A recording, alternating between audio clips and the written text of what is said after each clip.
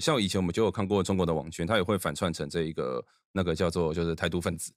激进台独分子这样子，你们怎么？可是你们那时候是怎么发现？因为你怎么发现的？因为他们譬如说我从头讲起，譬如说你会发现有一群账号，然后他们都在同一个社团里面，然后他们这个譬如说有700个账号，会有母鸡带小鸡的效应，有几个人在带领着他们到处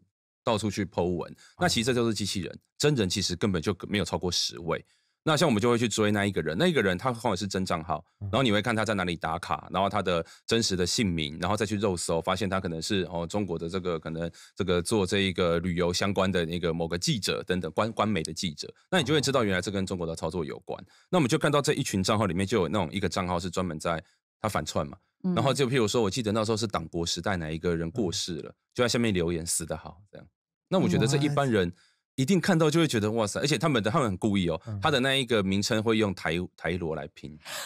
好哇，好贱哦！用台罗来拼很贱，因为我们之前真的有遇过一群就是很极端的人，可是全部是用台，我不确定他们是真人还是怎么样，对，不一定，因为台罗的也很多真人，当然，所以其实很容易可能一个，然后我们自己就会觉得啊，全部的人都这样子，然后就直接贴上一个内心贴一个黑标签了嘛，他就会希望大家这样子，对，希望大家引起这种对立，他们拉5打5嘛，譬如说他们之前在那个法轮功时代，他们最喜欢做的事情就是假装自己是法轮功，然后一直在骂中国政府，但是都骂那种完全没有证据的，这样别人就会觉得法轮功很 low 啊 God， 我被中了吗？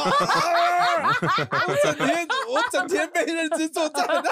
他们有一个网络评论员的交战守则，里面总共有9个不同的心法这样子，其中第8个就是这样讲这一个，他说鼓励这个网络评论员在他们叫油管嘛，在 YouTube 啊，然后在哪里反串成法轮功，然后去攻击自己的宣传系统。然后3分真7分假，但是没有证据，然后让大家叫低级黑嘛，就让大家觉得这一个团体很 low， 这样就可以达到目的。